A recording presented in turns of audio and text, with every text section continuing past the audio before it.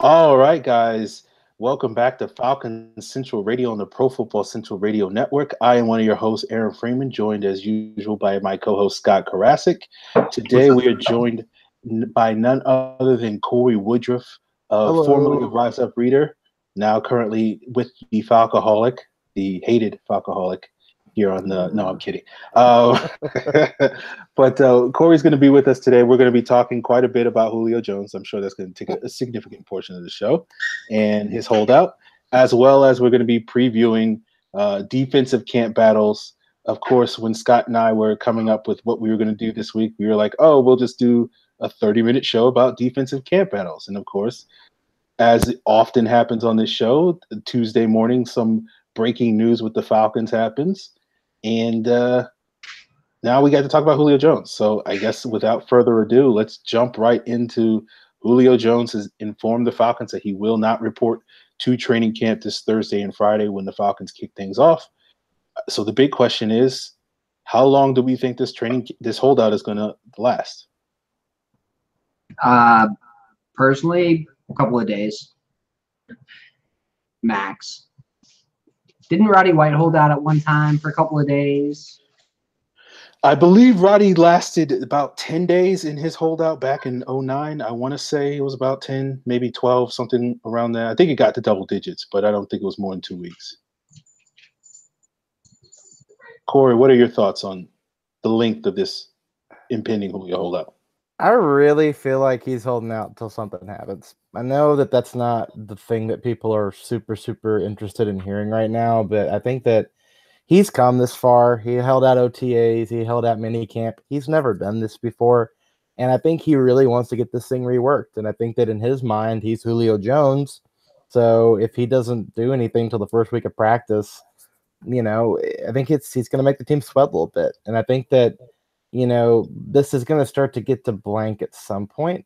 I think he's going to start to get nervous, but I feel like they'll do something like before that second or third preseason game to go ahead and reset and give him something that he'll be interested in. I don't think he's going to hold out a game. I think that he knows he's losing money with that too. So I think that the people who are worried that there's some random world where he sits an entire season out, that's just kind of ludicrous. Like he really doesn't gain anything by missing playing time. He becomes less valuable of a player having set out an entire year, especially now that he's kind of turning 30 and he's getting a little older. He's still got plenty of time on the chalk to play, but I don't think that there's any sort of precedent for this for what the team has faced before. I think with Roddy, he had that rookie contract, which typically guys will hold out unless they can get the deal done with that. But I really think he'll sweat him. I think that he could literally be out the entire preseason. I think he can miss all of training camp. I think he's set with what he's doing, and he's going to be, determined to get this done if he can. And if, the team doesn't do it, then, he may show up for the season. But I can't imagine a world where he would want to miss that Philly game. I guess it's possible, but I really don't feel right now that he has indicated that he's going to change course on any of this. If this somehow got to the season, I would be a bit surprised, but, I would not be surprised at all if he didn't show up to the first week of practice.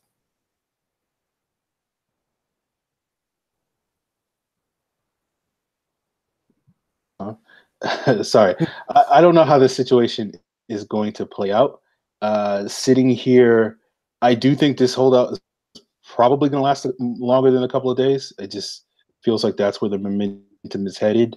Maybe Julio sits just as a sign of protest for a couple of days and shows up Monday and it's like, yeah, I just wanted to, fire a warning shot across your bow about me not being happy with the situation, but I'm going to be here for the majority of training camp. That's a possibility.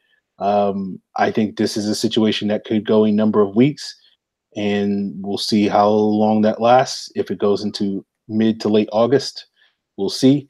I do think there's a possibility, at least, that this does go into the season and he does miss games. I don't think that's a huge possibility, but I think right now it is possible. So I think at this point, anything is possible. And I guess we just have to sort of wait and see how long this thing goes.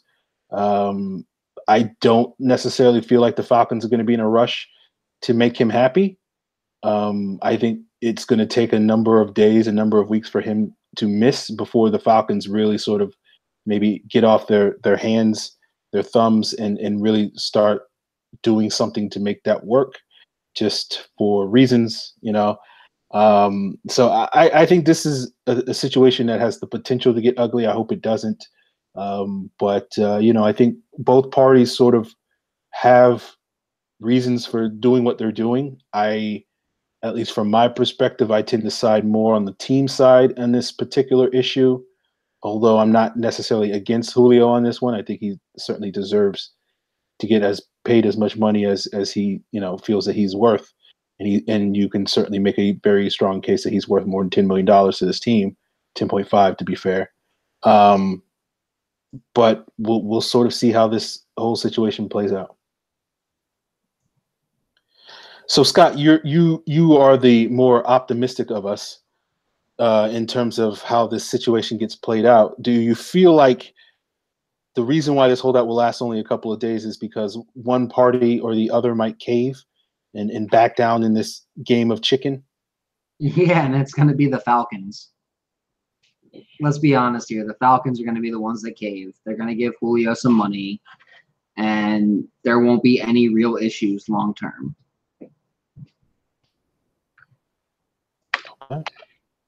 Cory, do you agree?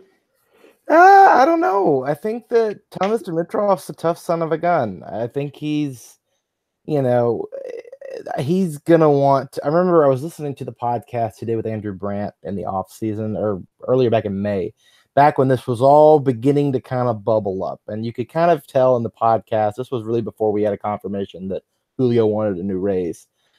He kind of hinted that, like, hey, we do all this stuff, yada, yada, yada, extend guys. And he goes, Julio included, that we typically don't do this until they have 1 year left on their deal. And the way he kind of said it was like, yeah, I'm going to do what I normally do. And I think that they have consistently, they really baited him to hold out. The entire process, they've been saying, no, no, no.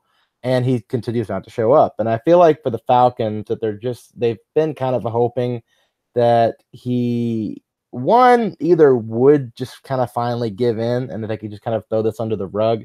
But I think that they've learned in this situation that this is the first time where Julio really has pushed back and said, no, I need to get this done now.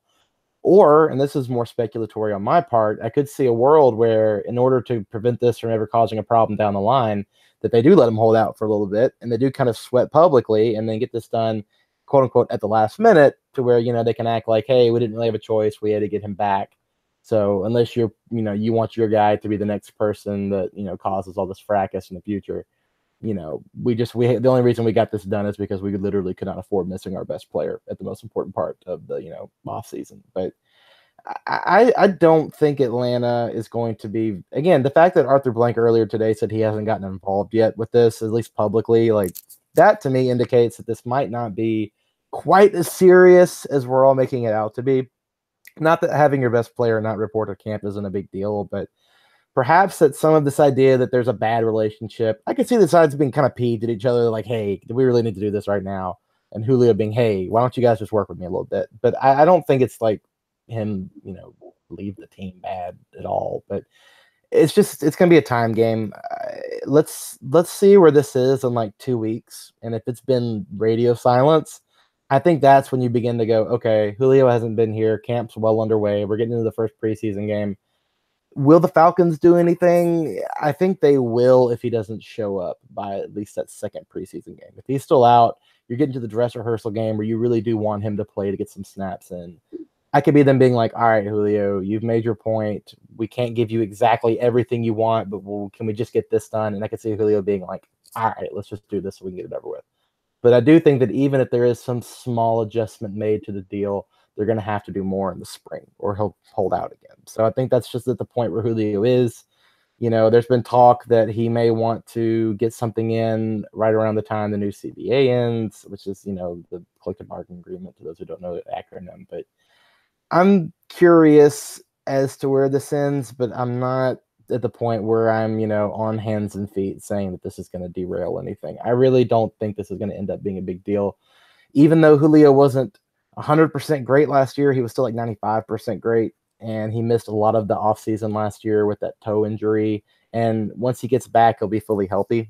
And he's been training. He looks good. I mean, I think this is just more of one of those things that in like a month or 2 months, like when we're like in October, maybe it'll be like, oh yeah, you remember Julio holding out, and it just leaves your brain. But then again, like Aaron said, anything is possible. So I think we're just gonna have to, be patient with it and just kind of see where it goes.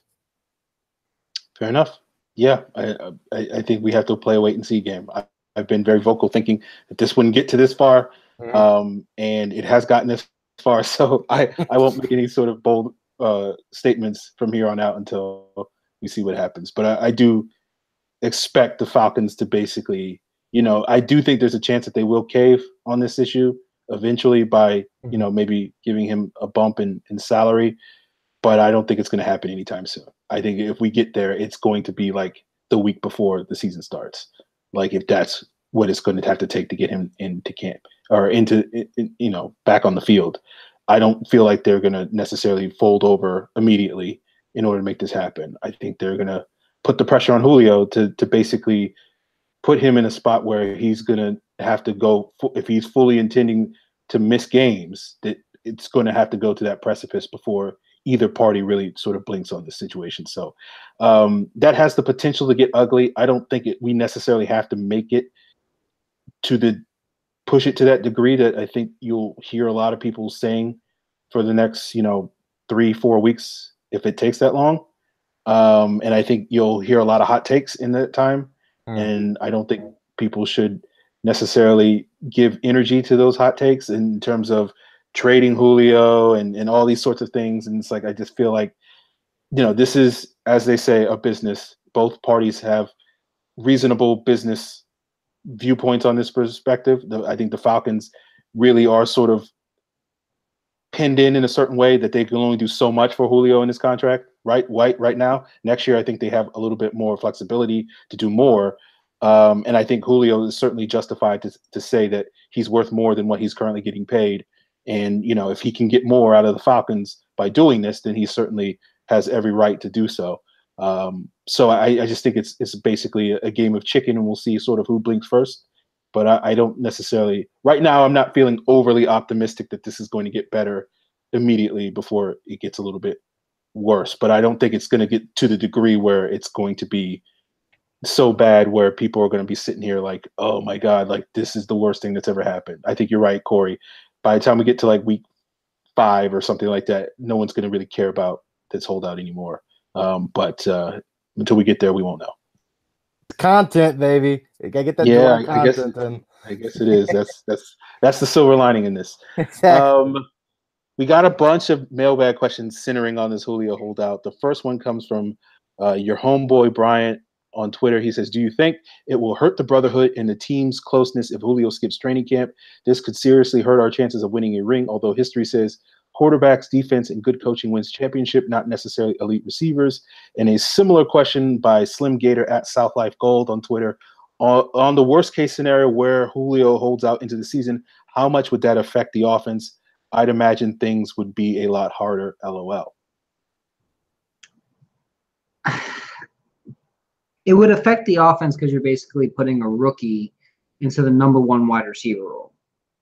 You're putting either Calvin Ridley or Mohamed Sanu there. And let's be honest here, you're putting Mohamed Sanu there. Or you're putting Calvin Ridley there. You're not putting Mohamed Sanu as the number 1 wide receiver when his job is to be the outlet, the number 2, that. It hurts also because your number 3 isn't going to be Calvin Ridley. Your number 3 is going to be Justin Hardy, maybe Marvin Hall. So you're losing a lot of speed on the field too. So it would hurt a lot for the offense. Cory? Yeah, I can address the idea of it hurting the culture. I wrote a while back in June that I thought if the Falcons played this poorly, that this could impact team culture in a negative way, as for guys not feeling comfortable with kind of going into the contract process with the team, especially these younger guys getting their first deal. Like Julio obviously is like your North Star for what the organization can be for its players. I mean, obviously Julio's had a great relationship with the Falcons. He and Ryan both have throughout their careers. This is the first time in a very long time where we've had this kind of a dispute between such a big party and the organization. I don't think Julio holding out, I don't think the players give a crap. I think that they're fully behind Julio because they're going to want to get paid one of these days too. I think that there's a fraternity there for guys completely being understanding of guys holding out. I think that, especially the receiving room, like, of course they're all incredibly close. Like, Julio came to the passing camp. I think if you're worried about like Julio tainting the brother, no, that's not going to happen. Like, that's just it's just people trying to come up with something to worry about through this. But the only way I think this could actually impact what Quinn's trying to do is if like they really play this poorly, things by some bizarre stretch, things crack the wrong way with Julio and he either retires early or, requests a trade, which I don't think is going to happen at all. And then guys are like, oh, wow, did you see what happened to Julio? Well, if they're going to do him like that, how are they going to do me? But I think that you're dealing with a very stable ownership with Arthur Blank.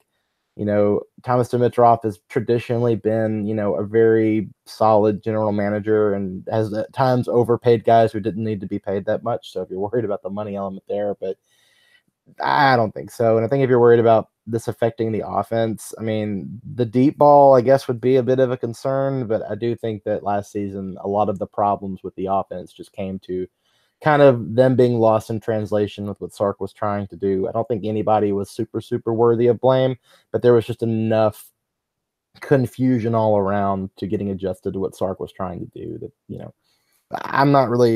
I'm pretty bullish on this year. I think they're going to be really good. And I think that, as long as Julio gets some time in with, practice and can get in a bit of a rhythm with Ryan, it's just they went to the passing camp, so they've already gotten a little bit of that work done already. But I don't think there's that much to be worried about. I think that, we conflate too much how things go on the outside that they actually do on the inside. Like, I think things are probably a lot calmer in the organization than they are on social media, but that's probably the case like 24/7. So we'll see.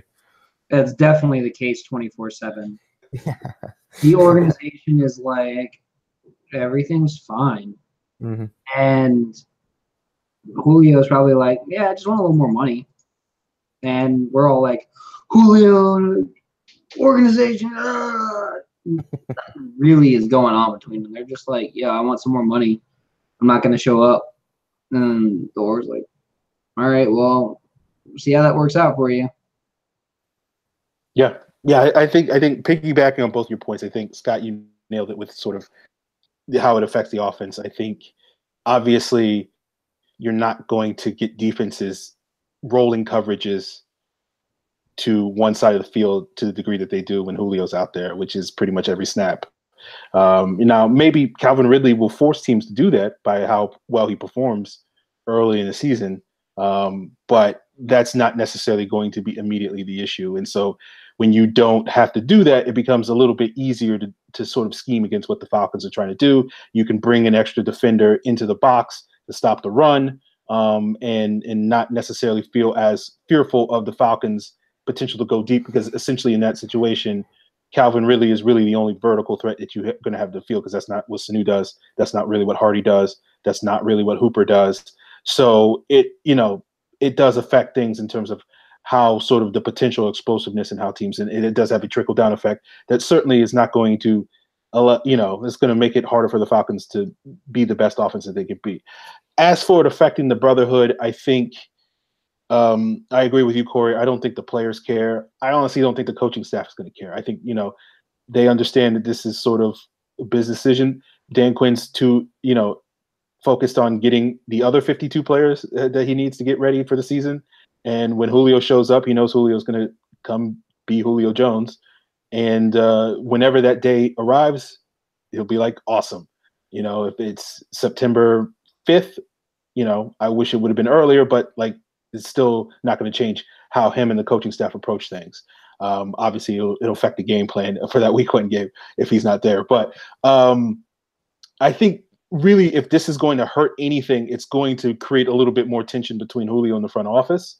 I don't think it's going to create enough tension where you're going to get a super, super dramatic sort of fallout where it's like they really hate each other. But it is going to make, whether this is a short-term, whatever the Falcons do, if it's a short-term fix or a long-term fix, it's going to create future tension so that the next time this negotiation happens, whether it's next year or the year after or whenever, you're going to have a little bit more contentious relationship between the two parties. And, maybe somebody saying, well, we caved the last time, so now we need to get the upper hand, or something like that. And so then you have a little bit more issues with that. But whether, eventually, cooler heads will probably prevail, and it's not going to be as big a deal as both of you guys say. So I think that's really the only real fallout for the team that you have to be concerned with long term. I think in terms of affecting team chemistry and whatnot, I think that is going to be overblown. But as you say, people are going to get clicks and downloads and ratings and views and all that, retweets, whatever they need to get in the meantime by sort of doing their version of Skip Bayless and First Take by dishing the hot takes about, how this is going to kill the brotherhood and all these sorts of things. And it'll get more eyeballs and more ear balls, as you might say. And, people got to do what they got to do. Content, as you say. Mm-hmm. I think the next question from ATL Sports 44, he's basically asking, am I the only one that's not freaking out about Julio's holdout? Because I anticipate it will get worked out over the next 12 months. That's a much bigger timetable than I think we're talking about here. Am I the only one that's thinking this way? What are you guys' thoughts on that? I think it'll get worked out. I don't think it's going to affect the team that much. I mean, we're talking a guy who's played with his quarterback for 7 straight years. Same quarterback, same receiver. If he misses a week or 2 of camp, it's not really going to affect the team that much. But I also think that the Falcons are just going to be like, all right, get your ass to camp. Here's an extra couple $1 million. Shut up.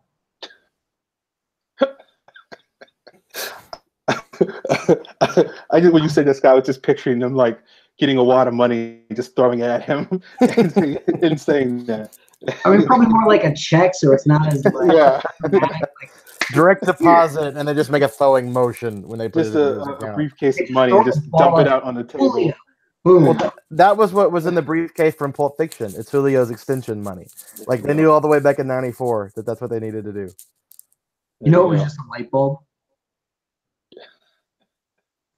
But it's supposed to. It's a very expensive Julio. Marcel. We got a couple questions on Evan Birchfield, and then we will move on to defensive camp battles, guys. I know we're getting there. Evan asks, his first question is, which side are you on, Julio, Falcons, or both? It's a business.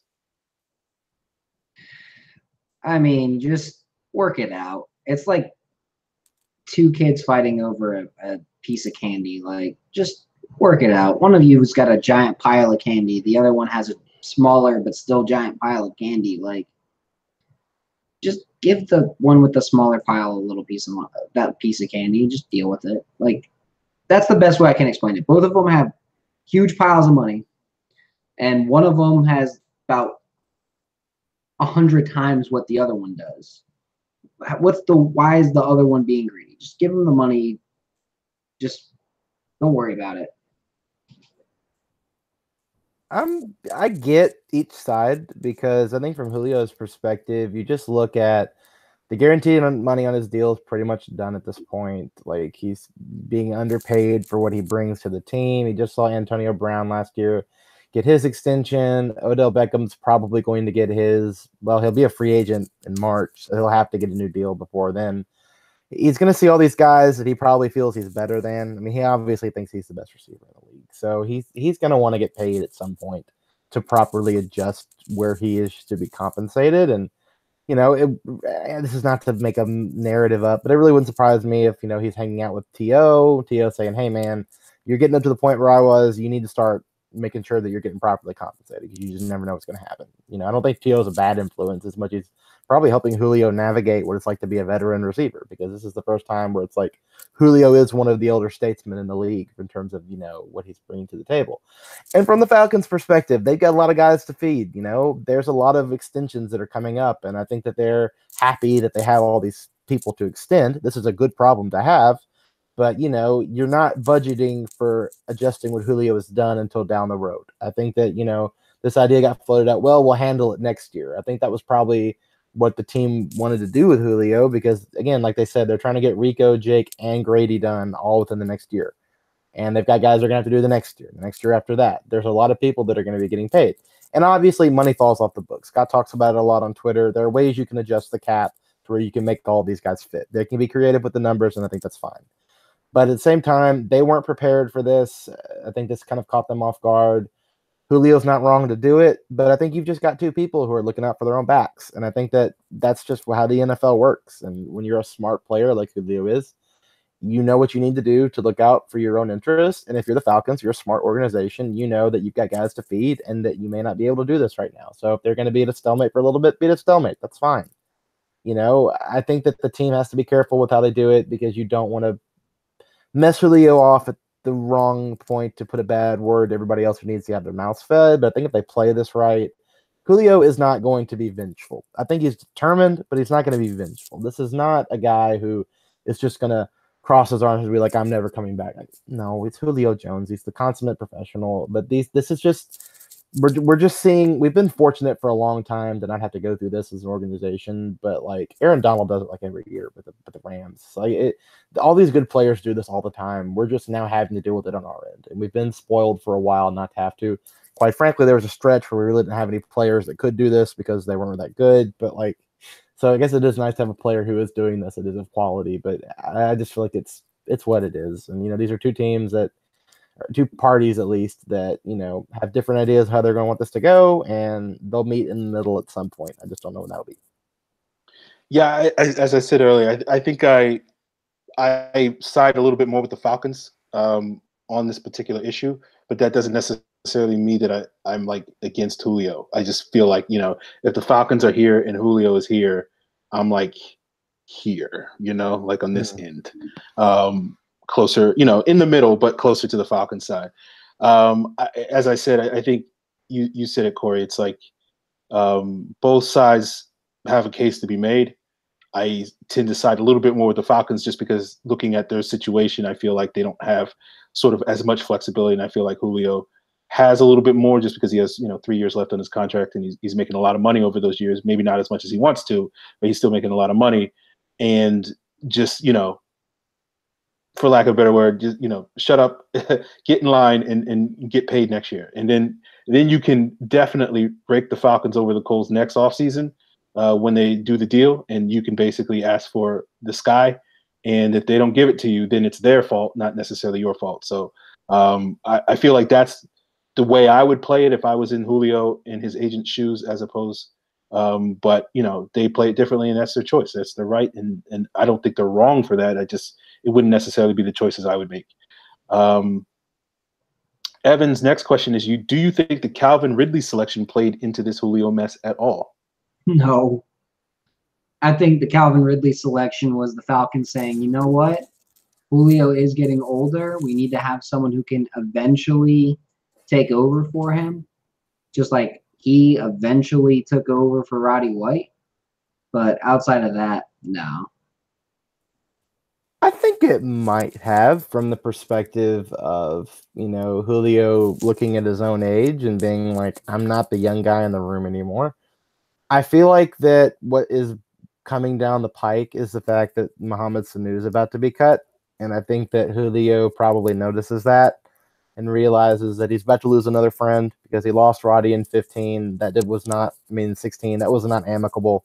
I mean, that was a really, I'm surprised that didn't backfire more than it did, because that was like a beloved figure in that locker room being cut unceremoniously after a rather embarrassing season that was partly the team's fault. That they never talk about the Roddy thing, and I think Roddy has been a good sport, but I do think that the team handled that pretty poorly for a guy that's been with the team for that long. But I think that Julio, it's not that this was the main reason, but I do think that when you looked at Ridley being drafted, you're probably like, yeah, I'm beginning to see that, like, I'm not indispensable. I'm not a guy that they have to keep for a million years. So, you know, I'm a bit alarmed that this guy's got the exact same trajectory as me, first round Bama. I mean, Julio's going to help him. He's going to be great for Ridley's development. He'll take under his wing like Roddy took him under his. But at the same time, I do think that when Julio saw this, it probably jogged in his brain a little bit. Yeah, maybe I need to do something for me, because this team at the end of the day, like they did Roddy, like they're probably going to do Sanu. They're always going to do what's in their best interest. And that's just what a football team does. You know, they're not always going to look out for their players at the end of the day. So I think Julio's in this situation was like, yeah, maybe I need to look out for me just for a little bit. So I do think that if this was going to happen, it was going to happen. But I don't think that Ridley being drafted really helped any of it. It's fair. I think you make a decent point there, Cory, that it could have maybe pushed his timetable up, knowing that eventually they will kick him out the door or whatever the case may be. So I think that's plausible, but I think for the most part, I don't think there's really any sort of animosity or anything like that where Julio's looking at Calvin Ridley as like, this guy's going to take my job or anything like that maybe some people might imply. Nor do I think that people saying like, oh, the Falcons might have saw this coming, that's why they took Ridley. It's like, no, I don't think the Falcons saw this coming at all. They took Ridley because he's good and they needed the Taylor Gabriel replacement. And they figured he was the best player available. So they had a need in a quality player, and it meshed with sort of their plans and whatnot. But in terms of, I don't think, I think if the Falcons have their choice, Julio Jones is going to play another 5 to 7 years in Atlanta. So I don't think, I think you can make a case that maybe Julio is like, I need to make sure I get mine before it's too late. But at the same time, I don't necessarily feel like it's a direct causation, maybe. Well, with that being said, let's Marvin Harrison, Reggie Wayne situation when that happened. There you go. That's a good example. I think the Falcons look at the Roddy Julio thing and saw that those guys played 5 years together, but they only really got one peak season together in 2012. And I feel like the Falcons are hoping that they can get more out of Julio and Ridley.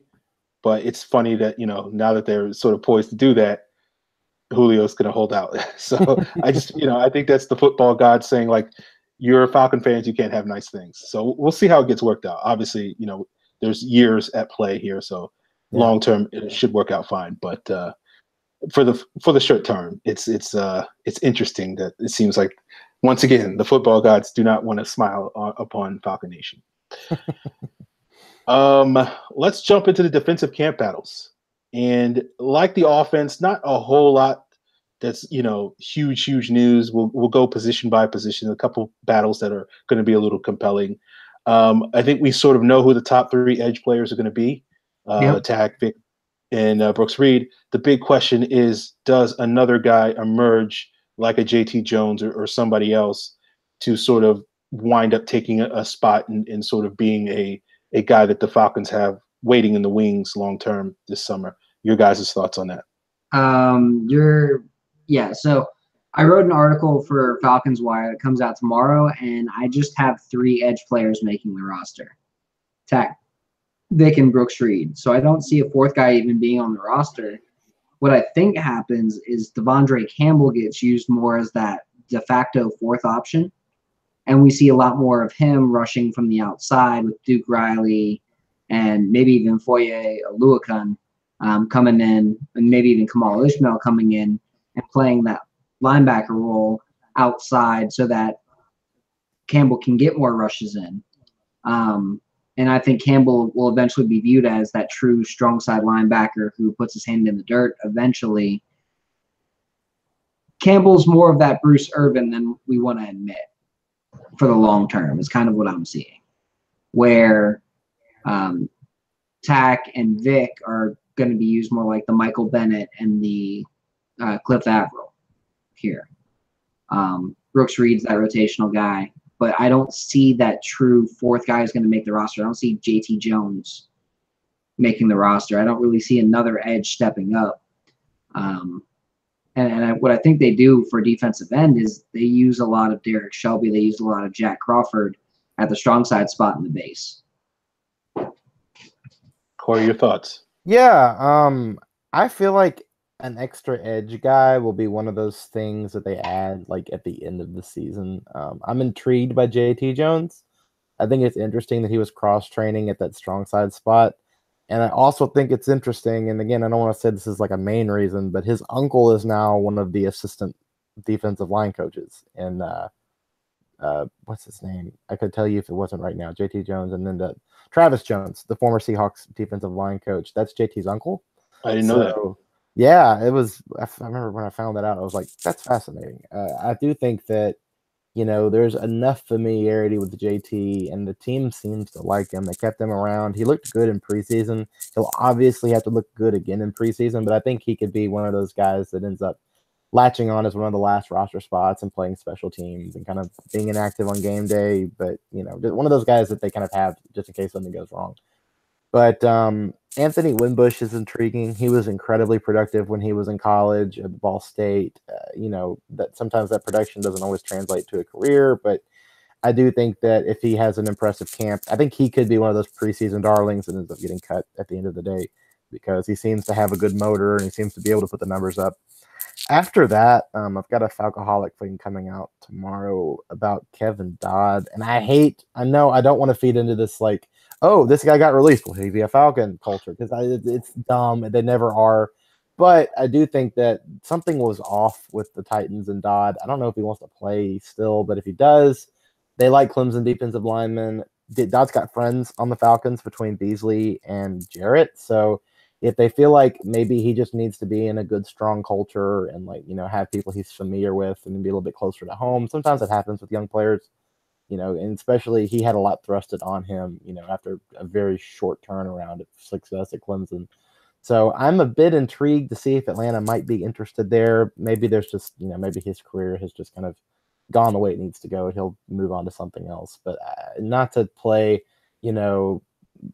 peg and square hole in terms of adding guys that have just gotten released from random teams. But Dodd's interesting. I think that he's obviously not gotten something right, whatever has happened. So if they need to change the scenery just for him, I think Atlanta wouldn't be a bad spot. So yeah, I'm curious. I think that they're gonna add somebody, or somebody's gonna win that spot. And I think Jones has the line in, but Winbush and maybe like a Dodd addition would be, or maybe somebody that's cutting camp. You never know. Okay. I mean, I honestly like the idea of bringing Dodd in as well, but I think you have to bring him in as a strong side end technique guy. He was being used as a stand-up outside linebacker, and he sucked at it because that wasn't what he was supposed to be doing. Mm-hmm. And his athletic profile coming out definitely didn't say linebacker. It said, I'm a defensive lineman. I'm a halfway between a 3-tech and a 5-tech. His athletic profile said more Patrick Kearney than, and Patrick Kearney could never play linebacker here in Atlanta, even when we went to 3-4. So he's not a linebacker. He is a pure defensive end, defensive lineman type player. Okay. Moving on to the interior defensive line.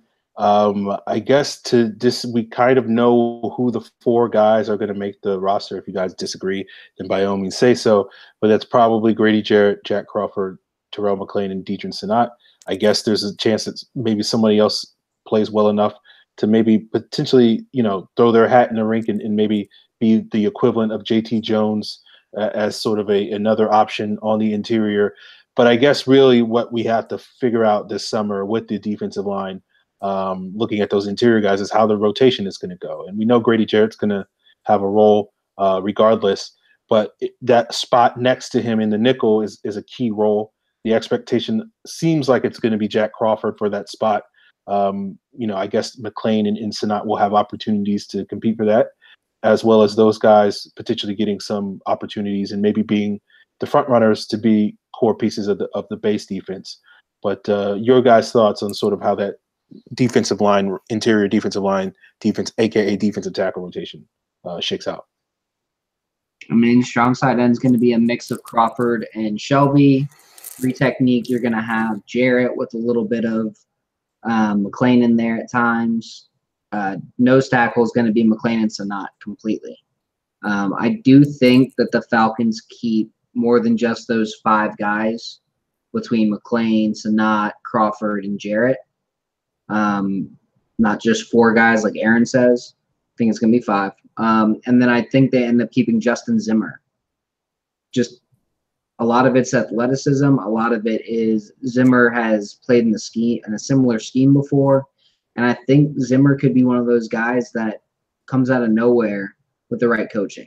And maybe it's just because I watched some of his film this past year of what he did in college, but I see potential there that I don't know. I mean, since they signed him to now, I watched some of his film and I've been like, all right, well, maybe I missed something. And he just has a lot of technical issues. And I think if he can get those ironed out, he could really be good. He plays with leverage. He gets good push. He's strong. It's just, can he put it together?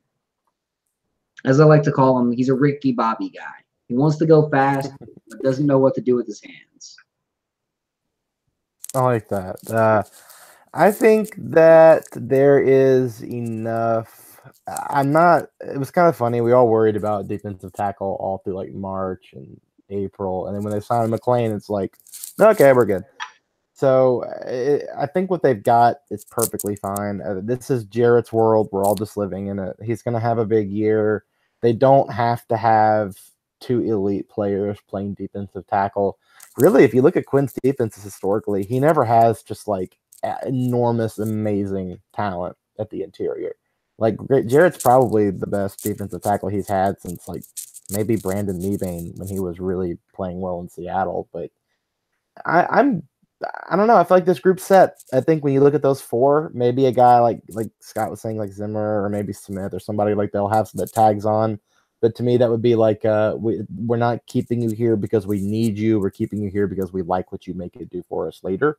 Or we're just we had a spot and you got it. But I think that, Jarrett will obviously be a very frequently used player. I mean, they'll rotate Sanat and McLean at nose. I like they had some nice looks last preseason with Jarrett and Crawford playing together in the nickel. I think that could be a really fun tandem if Crawford can stay healthy.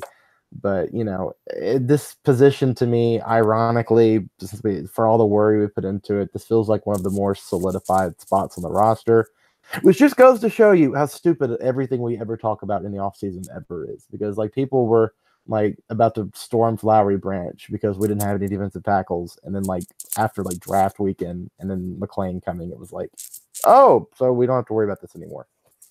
I think people are underrating Sanat. I really do. I think he could end up being the starter at nose tackle after a camp battle and really surprising people. Interesting. Because he's definitely that short, fat bowling ball that Dan Quinn obviously seems to love. When you watch him in college, he plays a lot of zero tech. And you're like, wow, this guy's holding his own against some of the better centers out there. Let's see what he could do in the one tech. He fires off the ball quickly. It's just when you fire off the ball right into a center, it doesn't look that fast. But he fires off the ball. So I really want to see what he'll do in the one tech this year next to Grady. And I think in the middle of the defense, he's going to do really well. He's going to help keep Deion Jones clean, which his job, he has two jobs. One is occupy a blocker or two, and the second job is keep Deion Jones clean. Anything he provides over that will be great. So any semblance of pass rush, even if it's just pushing the guys back into the pocket, will be great. If he can take on a double team in the middle and give Grady Jarrett a single team, if Grady Jarrett's going one-on-one with anybody, he should be able to beat that. So it'll be interesting to watch this season. There you go.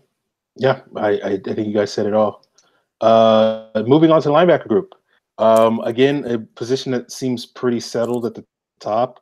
I guess there is a little bit of a question if Duke Riley makes the leap this year and sort of retains his role as that third linebacker. I expect he will, but I certainly think Kamal Ishmael in spot duty last year performed well. So I do feel like if Riley doesn't necessarily take that step, the Falcons won't have any qualms about maybe putting Ishmael out there as that third linebacker just because of how solid he played last year.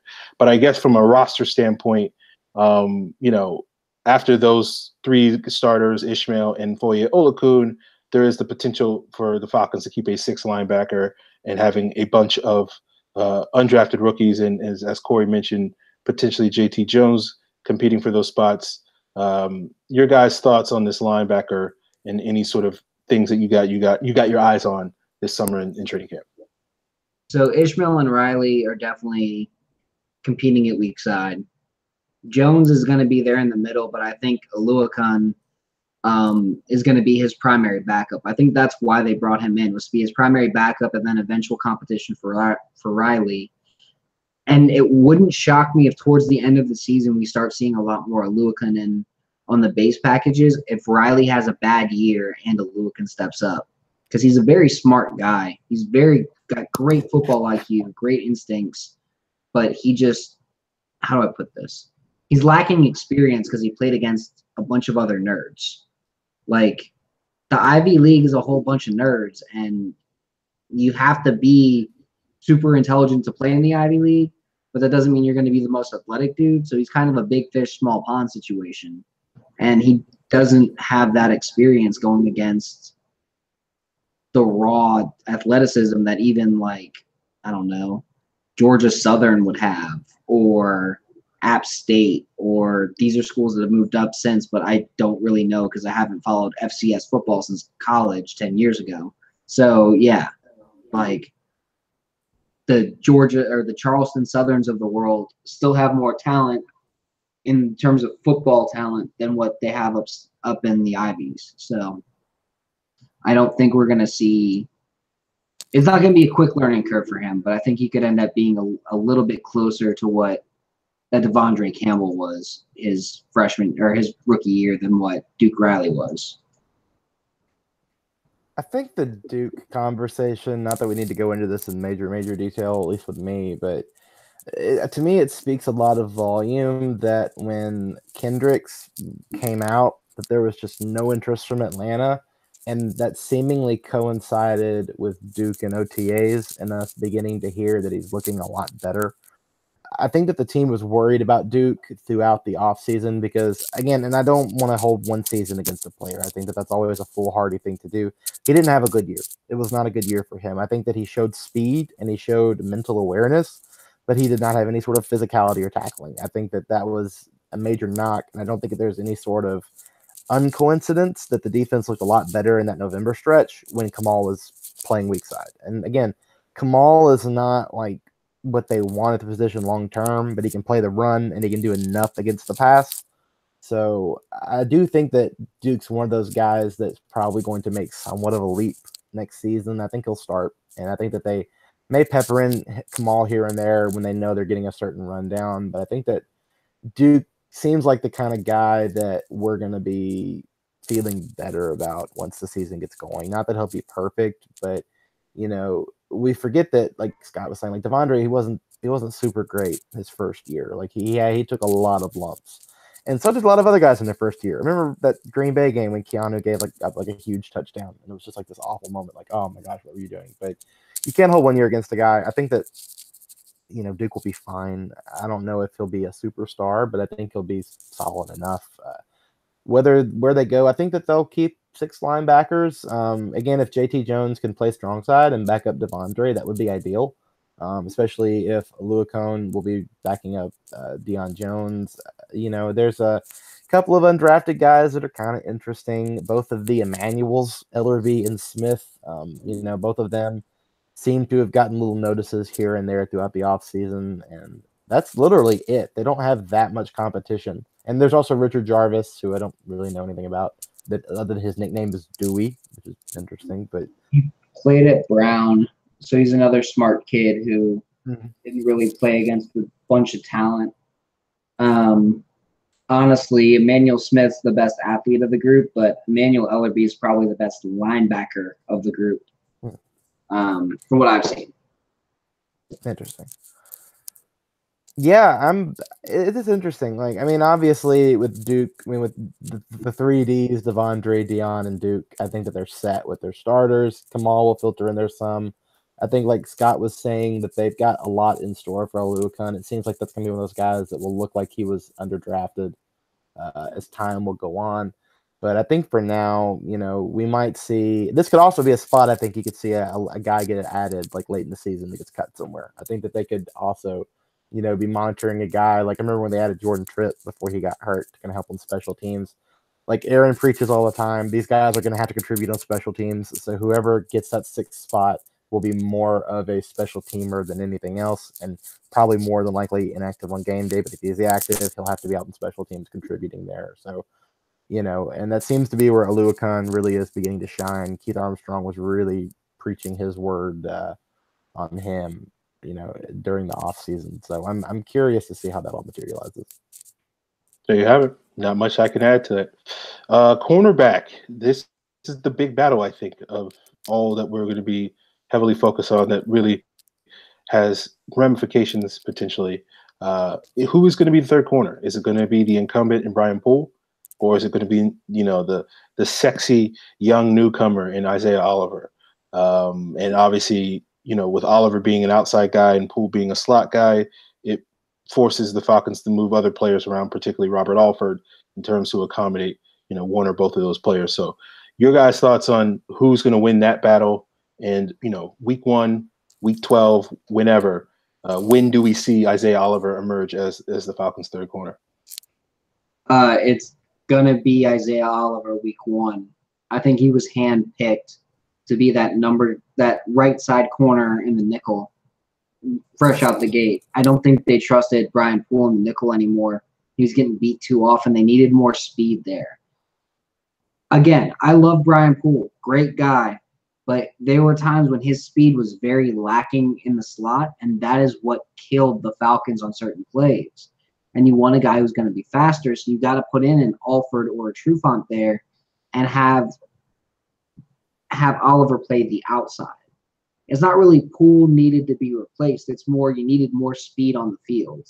And Oliver is a world-class athlete, so you have to put him on the field and have your best athletes at corner. Now, long-term, I think you got to put Poole back to safety to keep him within the roster, and you're going to have him be that dime, but I don't think he's a true nickel anymore. This is probably the hottest take that I'll list on this episode that I'm on.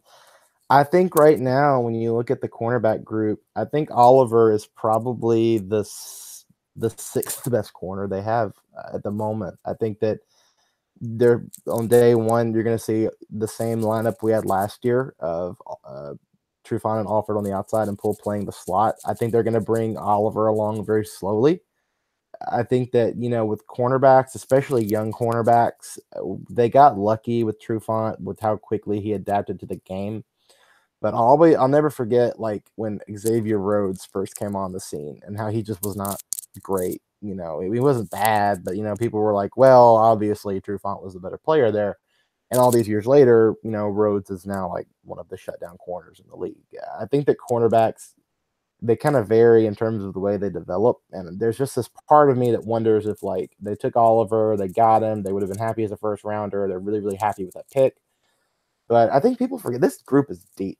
I mean, Poole obviously struggles against those quicker slot corners. He's not the world's best nickelback, but he is a wonderful blitzer. He's a great tackler. Probably indicates that he will indeed move to safety at some point. But I think right now they're going to bring him along slowly. I don't think they're going to rush him out there and have him take too many lumps before they really have to. Bethel's a good player. Bleedy Ray Wilson's a good player. People forget that, Bleedy Way was one of the big reasons that they almost won that Vikings game. It was obviously close, but he really did do a nice job against those really, really good Minnesota corners. I think he was up against Thielen. I think that was his matchup because I was at that game. And he looked good from where I was sitting. He's a good veteran player, I think, who will make the roster. Bethel's a good veteran player. I just feel like right now with Oliver, I don't think they have any need to rush him. I think he'll play this year. I think he will see the field, but I wouldn't be surprised if they kind of bring him along a lot more slowly than if they were being forced to rely on him to start because the room was bad. But they've just got so much talent that maybe Oliver might benefit from just being brought along a bit slowly. I think he's behind everybody right now just because he's a rookie. He might close that gap very, very quickly in training camp, but I feel like right now, if Oliver is a day 1 guy, maybe on special teams, I know there's talk of maybe him being a returner, but I do think that they've got the luxury of not forcing him to have to do too much right away. So I'm confused as to who the 5 guys are ahead of Oliver in terms of talent because I only see 2 on the roster. Trufant, Alford. I guess I think he's too young. I mean, he's obviously he's going to be a very good corner, but I think with rookies, we don't really know what he can do yet at the pro level. I mean, he's obviously going to be a good player down the line, but I don't know. I don't like putting too much on young guys at the offset because you just never know if when the guy you see on the college tape is going to make that jump to the pro level. I mean, he might already be there, and maybe I'm just talking out of my butt, but I at the same time, he could need just a hair more, I think, to get ready. He'll have a role in the team this year. I'm not worried about that, but I just don't know if he's going to be like taking outside snaps against the best receivers in the league like right away. But you never know. Maybe he's there. I'd love for him to be there, but we'll see. Well, I don't know if I can go as far as to say that Oliver is the sixth best corner on the team. I told him it was a hot take. Yeah, I know. Fair. But I do think you're right, Corey. I do think that the luxury of having Poole means that they don't have to rush him. Now, if Oliver comes in and tears it up, then he'll get the opportunity because I do think the upside there, the ceiling is high enough where you want to get him snaps as early as possible. But yeah, so I feel like week one it probably will still be Poole, with Oliver getting a healthy dose of nickel snaps, but not being the primary third corner, I should say. But I think there will be a certain point where I think the Falcons decide to see what Oliver can do as sort of their main option off the bench.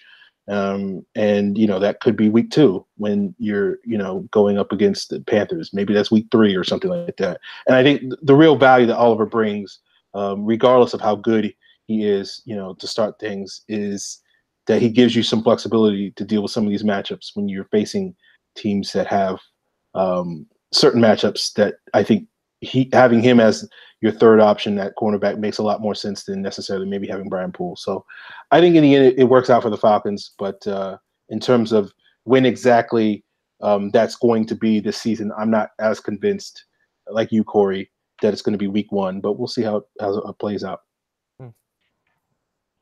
All right, safety. And I guess the real battle here is when the Falcons throw out their three safety looks. Is it going to be Damontae Kazee with the young up-and-comer, or is it going to be the old savvy veteran and Ron Parker? Kazee, because he's got more speed at this point than Parker does. And I know I'm harping on athleticism and speed, and it's what Dan Quinn's about. He's about speed on defense. He wants mental speed. He wants physical speed. He wants fast hitting. Just that's what he wants. He wants speed, and he wants an attitude that's I'm gonna be in your way, and I'm gonna knock your shit off your block. Like that's Damontae Kazee right now over what Ron Parker is. Now Ron Parker will see some time, but Kazee's gonna see more of it. And that's just my thoughts, especially in those sets where they go, you know what? Let's do a nickel where we've got Ricardo Allen playing the slot, and we've got Damontae Kazee playing deep, and we've got Keanu Neal in his normal strong safety role, or they play, they put the three safety set out there, and they see a base package, so they drop Neal down to like more of a linebacker role, and they've got Kazee and Allen deep. I think that having that speed and having those two guys back there gives them more flexibility than having Ron Parker out there. Even though Parker can play strong or free, I think Kazee gives them more flexibility because he's younger, faster, and hits harder. Yeah, I think that's pretty on point. Kazee really impressed me in the playoffs. I thought his ball awareness on special teams was really, really good. I think that, not that always translates to what they do on defense, but sometimes it does. I think that he's probably primed and ready for more. I think the team bringing in Parker was, they want to have their options. They were pretty decent at safety before that. Keanu plays very aggressively, so you always want to have somebody that's going to be behind him, that's ready to go whenever, because, he's a missile flying around and he's prone to get hurt with the way that he plays. And I think that they really are going to always have to have a strong, no pun intended, strong safety behind him, but to spell him and make sure he's okay. I think Scott's right. Kazee will probably get more opportunities because he embodies more of what they want out of their defense. He brings the physicality, he brings the speed. But they are not going to bring in Parker and just have him hold a clipboard. He'll get time as well, but I think that they'll probably. It reminds me of kind of the Duke and Kamal situation. They're both going to play, but Duke will obviously get more snaps because he embodies more of what the defense is. And, that'll be what goes on here. When they run the 3 safety sets, they'll have more Kizzy because, like Scott said, he embodies more of what they want from the defense, but they'll also use Parker. So I think that they've got such flexibility there that it's good. But at the same time, Kizzy, we've all kind of wondered when he was going to take that leap and kind of be that player that some people kind of thought he might be. And I think he'll get more opportunity to show that this season. Fair enough. I'm glad you guys finally agreed on one of these position battles. Let's talk about specialties. Here's a hot take on the safety position battle. Oh, I think they're going to keep 5 safeties on their roster. I can see that.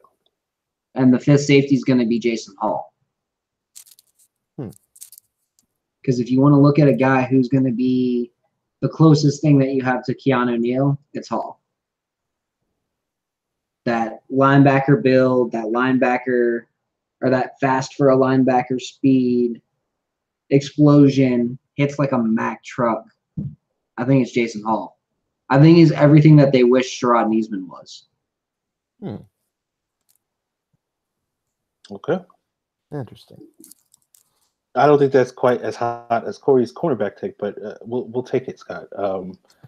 I brought baked goods to the podcast. Make sure they were piping hot and ready to be served. Okay, specialties. Let's talk about the kick and punt return job. Who do you guys think sort of wins that battle when all is said and done?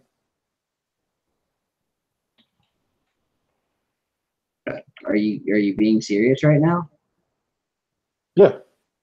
The kicker and punter battle. Oh, did I say? I'm sorry, punt returner. I'm sorry, my God. I was like, what's wrong with what I said? Oh, yeah. They're gonna demote Julio. That's what's gonna happen. That's what it gets for holding out. I'm sorry. I was just like, wait. You just said kicker and punter battle. Like, my bad. I meant kick and punt returner battle. Kicker or punter since 2011. I was wondering why you guys didn't react to the question. Like, what's wrong with you guys? They haven't even had a different long snapper since 2012. Josh Harris on the bubble question mark? Yeah, because he might retire. Like, that would be the only thing. That's the only way Josh Harris gets put on the bubble. Oh my God. Kick and punt returner job. I'm gonna go with Ito Smith for the kick returner because they want to get him some sort of snaps. And for punt returner, I'm gonna go with the dark horse, Justin Hardy. I think that's how he makes the roster this year. That's a good question. Let's see. Oh gosh, is that echo coming through? Looks like I'm talking to a glass bottle. Okay, so my guess right now for where this conversation goes, I think they'll both be manned by some combination of Ito and Oliver. I think they're going to want to go young there. I think, like Scott was saying, you want to get Ito involved this year so he's not sitting out the entire season. He's staying fresh, and obviously there's enough potential there with his time at Southern Miss to justify getting him on the field early. That would be a good way to do it. And I think, Reggie Davis, if he's going to make the team, I know some people are always kind of curious, like, okay, well, is this guy going to do anything? That would be the way he would make it if he just blew away everybody on returns in the offseason. I like Dontez Byrd a lot. I just did an article on him this afternoon. I really think that I watched some of his tape last night from Tennessee Tech, and I'm not like the tape wizard or anything, but like he looks good. He really just looks like he is just better than everybody on the field. He just looks like he's smarter and more agile, and that was at Tennessee Tech and Cookville, but sometimes that does translate. There's another famous receiver from a small Tennessee school named Terrell Owens. I'm not making any comparisons there. I'm just putting that image in your head. But Dontez Byrd is not Terrell Owens, all right? No, we're not saying that he might not be, but no. No. I'm telling you he's definitely not Terrell Owens.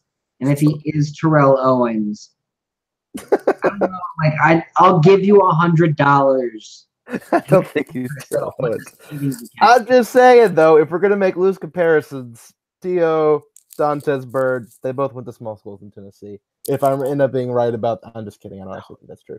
But all right, so Isaiah Oliver is going to be Ronnie Lott because they both happen to play cornerbacks coming into the league. Like, let's go with loose-ass comparisons. I don't actually I'm going to refer to Dantes Bird from here on as future Hall of Famer Dantes Bird. That will always come. He is. He's going to be the next T.O. I'm telling you. This is how this is going to go. It's going to be this, He's like, not even the same every size 20 years, you're going to have a player from a small Tennessee school that ends up being a He's Pro not Hall even of the Fame same receiver. speed It's as Dantes T.O. Bird. He's going to end up supplanting Julio for that #1 spot. But, I'm not actually being serious, but this is enjoyable. No, but I could see him, like, if he was like a Magic player that somehow made the roster as like the 6th receiver. I think his best case scenario is like Harry Douglas, but like really bad version of Harry Douglas. No, he's really good on the deep ball. I mean, I'm not like the world's expert or anything, but like he looks good. But he's also from Cookeville, so I have to make sure I stand for the Middle Tennessee folks. But no, I think, it'll be like some combination of Ito Smith, Oliver. I mean, I have no idea who's going to win. I don't think the team knows either, but it seems like there is no Devin Hester. There is no, Paul Perkins. There is no, like, one of these special guys that ends up like being one of the best returners or whatever. It's just going to be a decent player. I think, I liked Andre Roberts last year, even though he was good in terms of where he would, he brought the ball back way too much, but I don't think he was as bad as everybody said he was. I thought he was fine. And there I think were a lot of penalties. Sure. That Absolutely. really. Oh, I agree. It was a very, very bad situation for, the discipline on the unit, which I hope gets fixed this year. But yeah, it'll be somebody. It won't be anybody great, but, they'll get the job done. And these days, kickoffs and punt returns, as long as you can get decent field position, it's beginning to get phased out anyway. So, it's whatever. Yeah, I feel like right now, if I was putting bets on it, I would say Ito Smith and Isaiah Oliver are the guys. But I do think Marvin Hall and or Reggie Davis will have a pretty good shot at winning the job. I do think Justin Hardy has a shot. I feel like Hardy is the safe choice in terms of a guy that is not going to muff kicks, but I don't necessarily feel like he has the explosiveness that you want at that punt return job. And so I feel like if he wins the job, it's simply because other guys didn't come out there and sort of win the job outright. So I agree. I think it's really anybody's opportunity at this point. I feel like Ito Smith, as Scott said, is a perfect candidate for the kick return job, simply because he's probably not going to get a ton of work on offense this year. And if he does shine in training camp, then he can basically, the 25 kick returns he takes back this year or whatever, that can be basically the bulk of his offensive production. But we'll sort of see how it plays out. I think it's going to be like the fullback position, one of the few totally wide open position battles that we're going to really see this summer in training camp.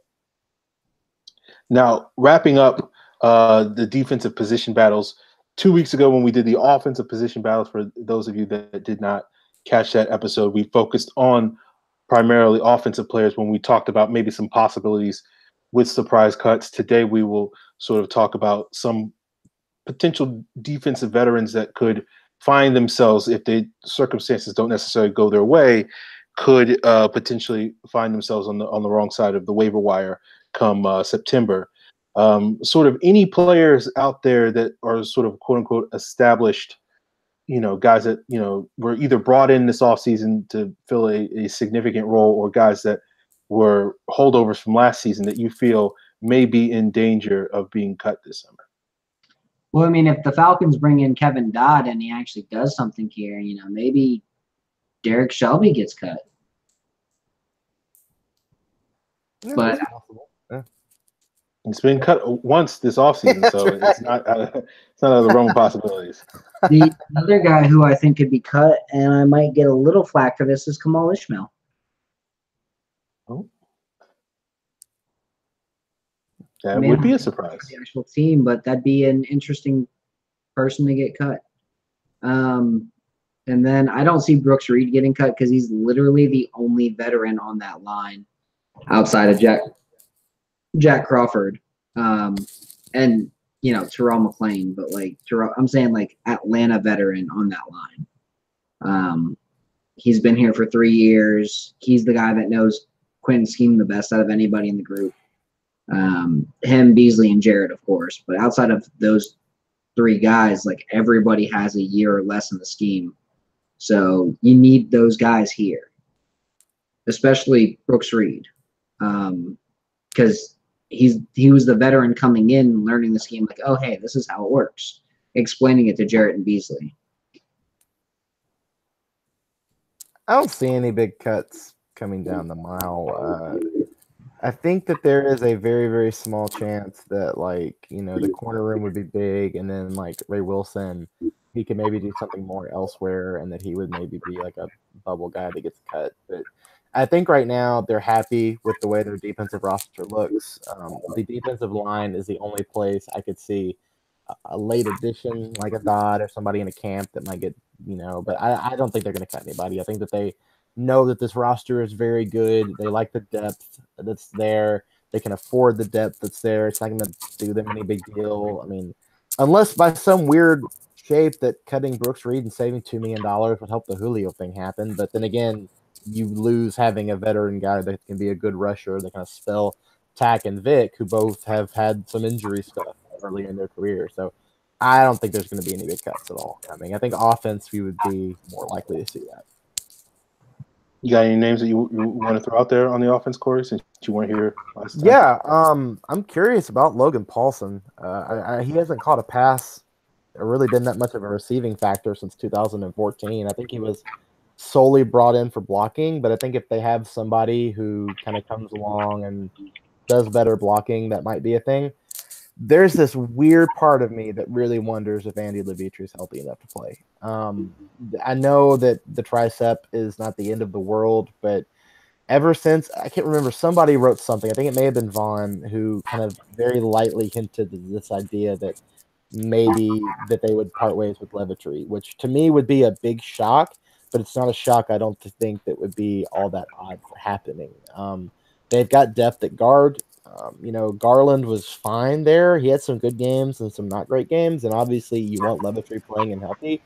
But if something weird happens and they really don't feel like he's healthy and ready to go, this to me could be a position they could trade to add somebody for, or look for the waiver wire and try to add somebody at the last minute. There's just something weird there that Vaughn would not have just noted that just to note it. He's usually, obviously, he's plugged in, and he's not just going to throw something out there just kind of willy-nilly. So I'm very, very curious to see if Levitre is really as healthy as we think he is. They wouldn't just cut him to cut him. Obviously, he'll start if he can play. But if I think that there's any major health concerns with him and they don't feel like he'll be up to it this season, then maybe he's already done. I don't know. But that, to me, would be a surprise cut. And then, obviously, in the receiving room, they can't keep everybody. So, like a Marvin Hall would be a bit surprising for me if he ended up getting cut. Russell Gage not making the roster. I feel like he will with his special team ability, but that would be kind of surprising for me. Wes Schweitzer would be a surprise for me if they ended up letting him go somewhere else to compete for a starting role, if they feel like Fusco's who they want. So there's more variables kind of moving around that side of things than I think there are on the defense. I would agree there. Defensively, I think the biggest surprise cut I could come up with is maybe Justin Bethel, just because they have a guy like Gage, just because they have potential guys like Marvin Hall, Reggie Davis, who can be that gunner. And, if Justin Bethel's, he's a Pro Bowler as a special teams guy. So I don't think it's likely. I think it's a very small possibility. You wouldn't sign that guy unless, and then, 3 months later be like, oh yeah, he's not good. Like, as a special teams guy. But like I as far as like defensive guys that I feel are most vulnerable, I would say like he's probably more vulnerable among some of these guys, particularly in the back seven. But yeah, you're probably right. Bleedy Ray Wilson is probably the biggest name as far as guys that I think would potentially get cut, that were guys that were contributors last year. So we'll sort of see how that plays out. We got a couple more mailbag questions from ATL Sports 404. What will be the Falcons' most improved unit this season? I think it's safe to say the offensive line.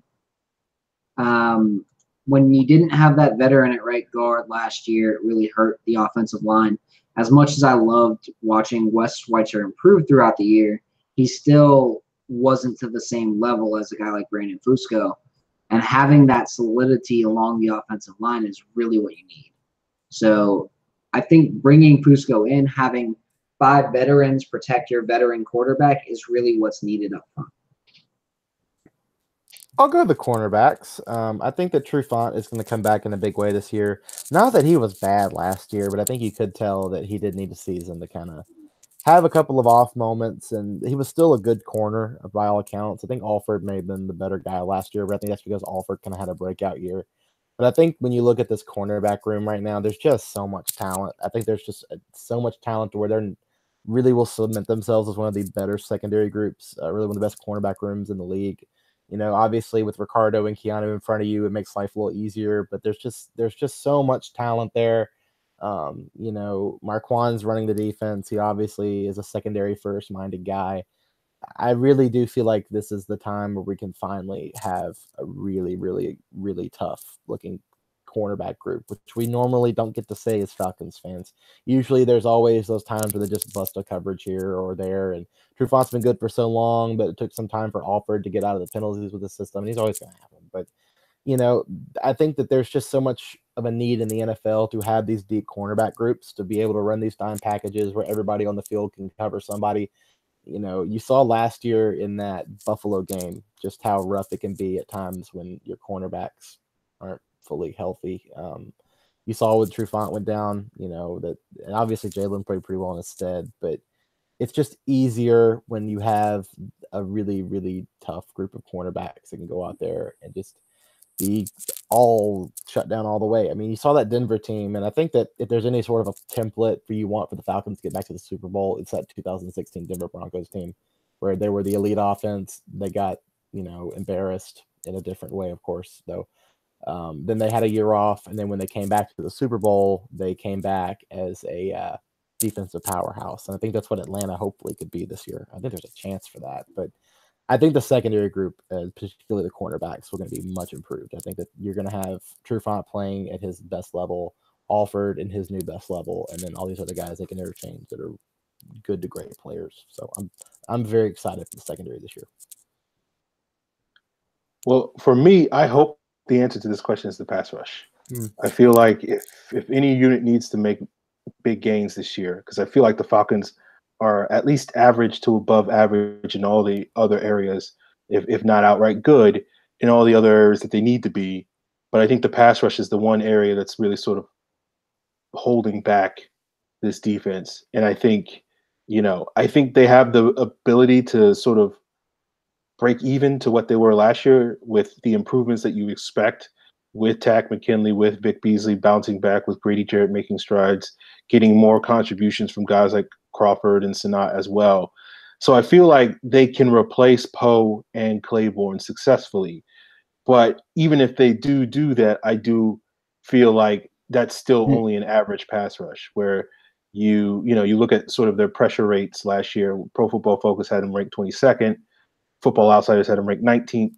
And I think that needs to make a significant jump this year to 12, 10, 8, something in that range. And I think, if they do that, then I think the sky is really the limit as far as this defense's potential goes, because they obviously have athleticism and youth and speed and physicality on the back end. It's really just going to be that whether that defensive line and that pass rush in particular can really control the line of scrimmage and really affect opposing quarterbacks this year. All right, ATL Sports 404 asks, I, for one, am not – oh, wait, I already answered this question. I'm sorry. Missed it. Do you think the move to defensive end full-time for Vic Beasley will be beneficial? This feels like it could be a make-or-break year for him. I think it's going to be a lot like when he was the 2016 NFL sack champion, but a couple less sacks and a lot more pressures. The Vic Beasley thing to me is still one of the most bizarre storylines from last year. I never knew what to think about the move to linebacker. I know Aaron spent most of last season trying to get people to not think that that's really what hurt his pressures. I think just in terms of the 16 season, everybody seems to have a different opinion on what Vic did that year. Either he was really that good and just finally came into his own, or he was, productive off of stunts and every one of his sacks was, gifted to him by something else. I mean, maybe it was in the middle. I really think that the Vic Beasley of 2018 will be the Vic Beasley of what we're going to be used to seeing. A guy just doesn't get 15 sacks on a whim. I can't go that far as to where some people think that, well, maybe he's just not that. If you get 15 sacks in a season, you're a good pass rusher. The 17 dip was a bit off, but I think at the same time, Vic's the kind of guy where he needs everything going well for him to be able to produce like he can produce. He looked really good in those first 2 games last year, and then he hurt his hammy again. Then he missed about 2-3 weeks, and then when he came back, he wasn't quite the same player. I think that they may have rushed him back a little too soon because they had Super Bowl on the brain, and everybody was just antsy to get everybody healthy and ready to go. But I think the real Vic Beasley is probably somewhere in between what he was in 16 and what he was last year. I don't think that the player he was last year is indicative of what he actually can be. I don't count his rookie season as all because there's just so much going on off the field and on the field where it was kind of a wash, understandably too. I think that 16 was made the very first year you could really see who this guy was and what he could be capable of. And I think last year shows what happens when nothing goes right for him. He also had a very dramatic change in terms of a positional coach, because going from Bobby Cox to that's his name, right? It was Bobby Cox, right? Brian. Okay, going from Bobby Cox was the Braves. I was like, Bobby Cox was the Braves manager for 15 years. It was a B Cox. Understanding the yeah. So going from Brian Cox to Bryant Young is a very dramatic change, because I think that they probably have 2 incredibly different coaching styles. And I remember Cox talking about after 15, he is like talking about, look, I didn't know how to coach this guy. And then in 16, he began to understand how to coach him. I don't think Quinn is as involved in the pass rush as anybody thinks he is. I think that's been one of the great myths of his time in Atlanta. I think he is involved, but I think he takes more of the head coach role and he lets his positional coach do the main coaching. And I think that Vic has already had 2 positional coaches. He's coming off a year where people are beginning to scheme for him. I think everything just went against him last year, but I think he's going to be fine this year. I think he'll be like a 8 or 9 sack guy. I think Tack will have about 8 or 9. And I think they'll kind of be about the same. I'm not expecting an incredible pass rush this year, just because I don't think Atlanta has like a J.J. Watt or a Khalil Mack or something. I think they have 2 very good young pass rushers in Tack and Vic. I think Vic will hopefully be healthier as long as that hamstring holds up, which has kind of been his problem. I think he also had the problem with the shoulder that hurt him in that Super Bowl run. But, if he stays healthy, I think he'll be fine. I think that, but I do also think that make or break, I think it'll definitely help him get a contract that he would want, because if he doesn't produce like he would hope to next season, I think it would maybe give the Falcons more room to not give him the kind of contract that he would normally get if he did.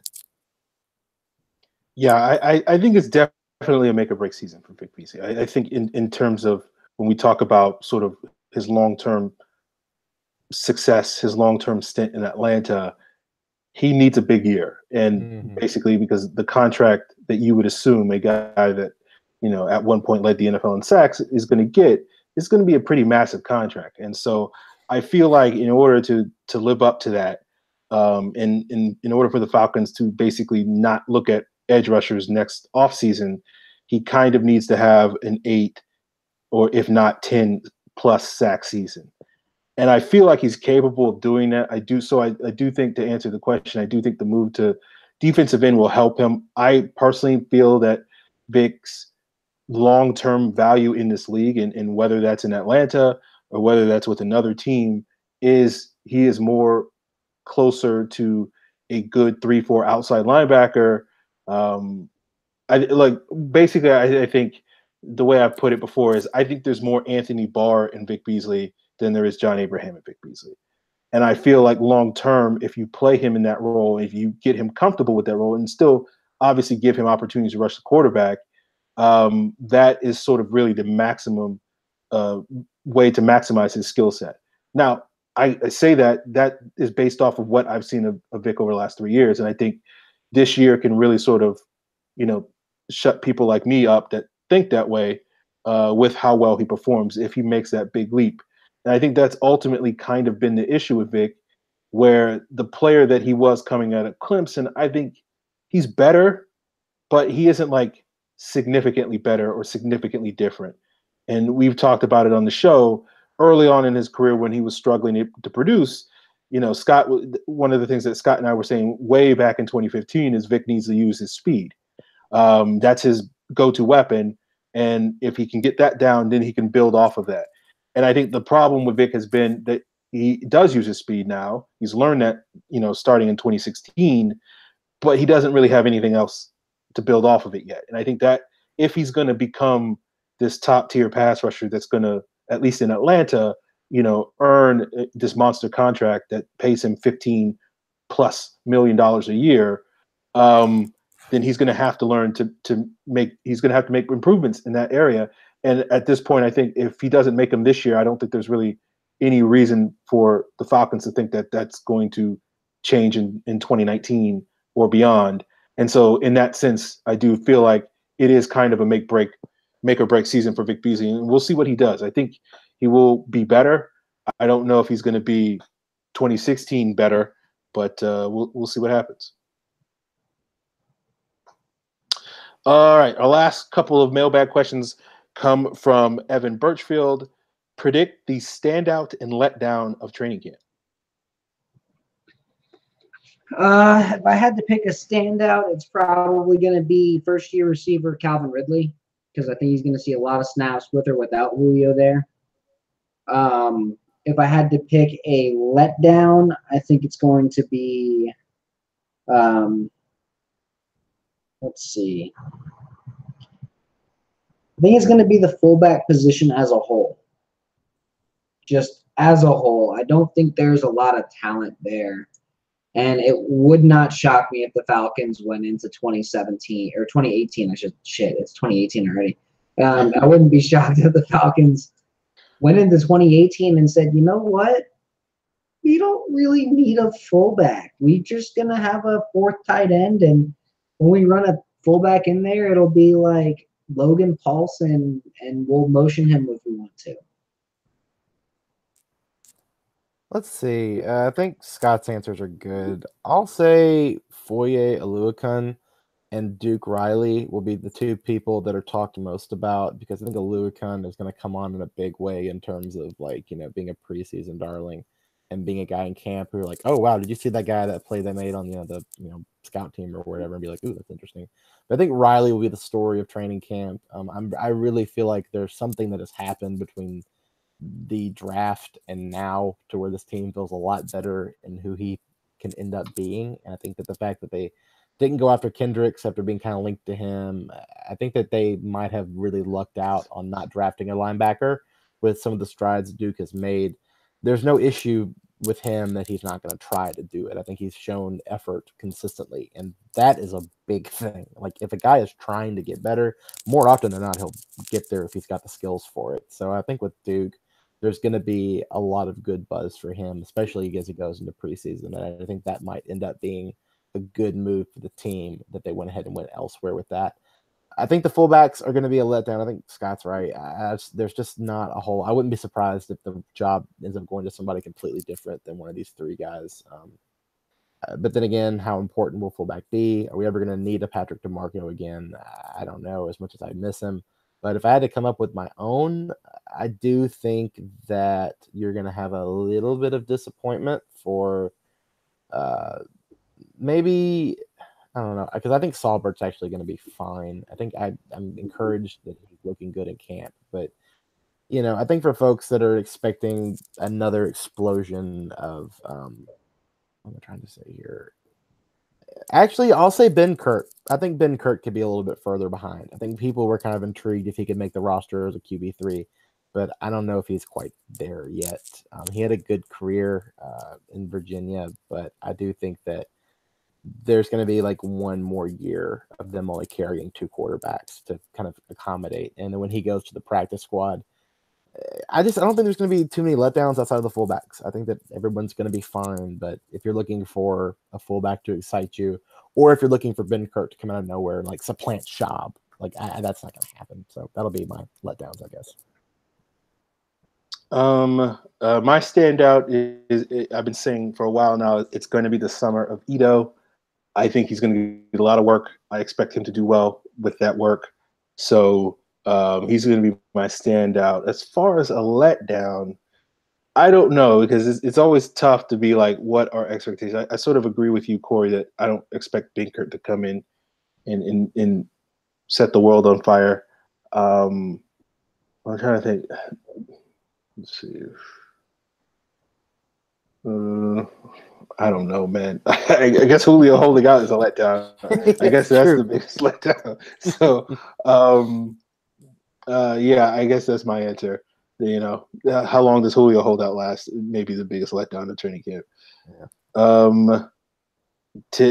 Evan's next question is about the fullback position, which you guys both answered.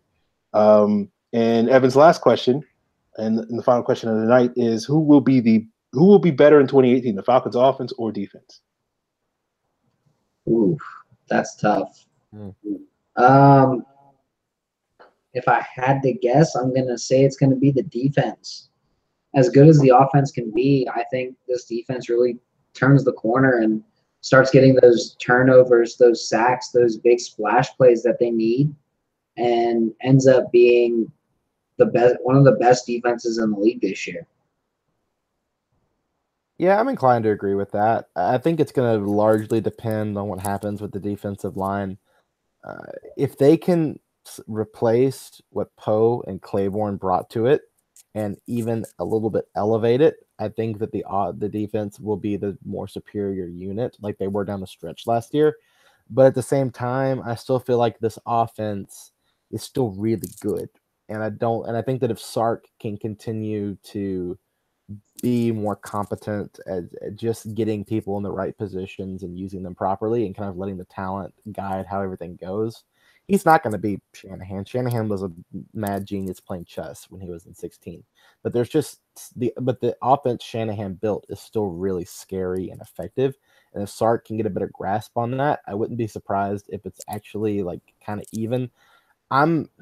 This is going to get me raked over the coals. I'm not expecting Atlanta to be a top 3 defense next year. I still feel like that this defensive line is a bit of a work in progress. As good as I think Grady is, as good as I think Tack will be, and as I think Beasley will get better, I still don't think that it's like Houston's or Jacksonville's or something like that. I think that this defense has a ceiling of being like a 7th or 8th best defense in the league, and I think the offense has a ceiling of being like a 7th or 8th best offense.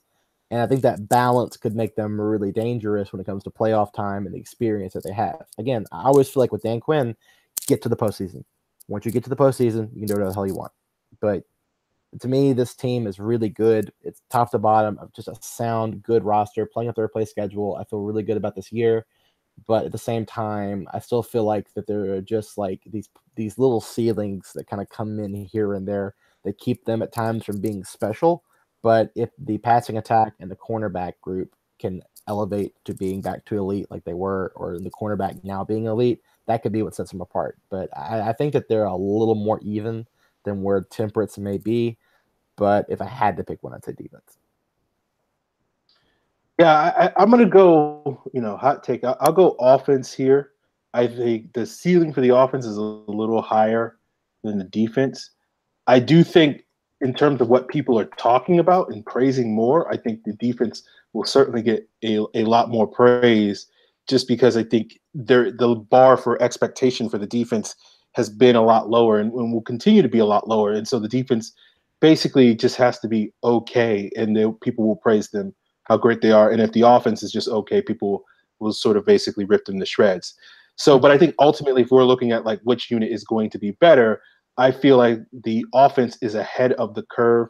At least, we'll sort of see if Julio in this sort of throws a wrench into that whole situation. But I think the defense is closer to average than what people want to give credit for. Like I feel like people look at specifically, you look at the scoring defense. And I think people look at it as like, oh, you know, they finished 8th in the league last year, and if they make elite, they can be a top 5 scoring defense, which is, I think is certainly possible, because I don't necessarily think scoring defense always is indicative of, you know, overall being an elite defense, as we saw with the Patriots a couple of years ago when they unfortunately won the Super Bowl.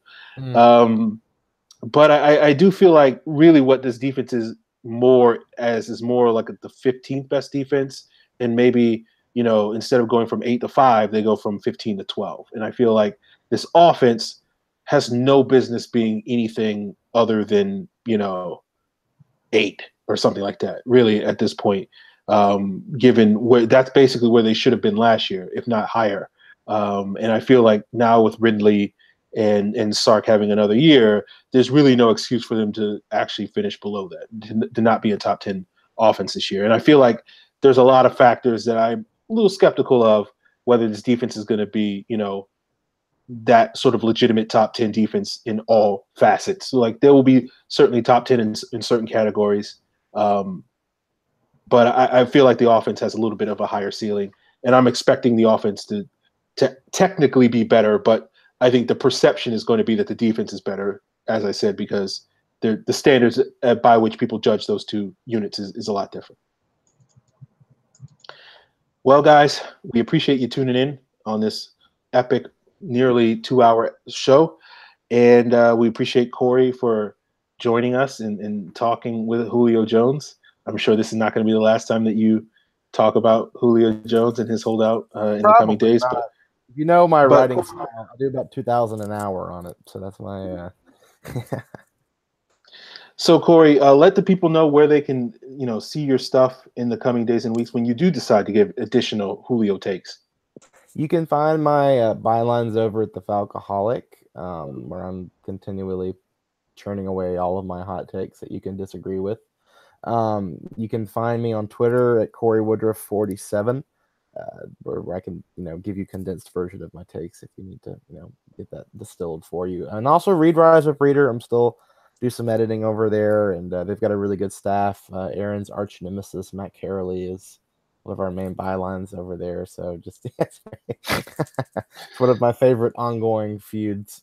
Maybe sometimes it's just like, oh my gosh, please just stop. But it's enjoyable. I enjoy it. You guys have fun. But read Rise Up Reader, read the Falcoholic, and obviously listen to this show. Gives my endorsement. So enjoy it. Thanks guys for having me, and we'll do it again sometime. Yeah. Well, guys, you know what to do. We'll be back next week. We're back to the weekly format. We'll get our thoughts on the first couple of days of training camp on next Tuesday. I'm sure we will talk more about Julio Jones, however that situation gets played out. And in the meantime, if you have thoughts, questions, you know, suggestions, you can use the hashtag Falcons mailbag to send those our way. You can send them over to Falcons PFC. That's the show's Twitter handle. I am at FalcFan. Scott is at Karasik S. Of course, you can check us out on PF Central as well. ProFootballCentral.com if you are looking for links to the iTunes feed, as well as subscribe to Pro Football Central on YouTube. So like and subscribe to Falcon Central Radio on Facebook. We should be back on Facebook next week, you know, doing the simulcast as well as on YouTube. And yeah, that's it, guys. We appreciate you tuning in, and hopefully, you know, things get better for the Falcons and Julio.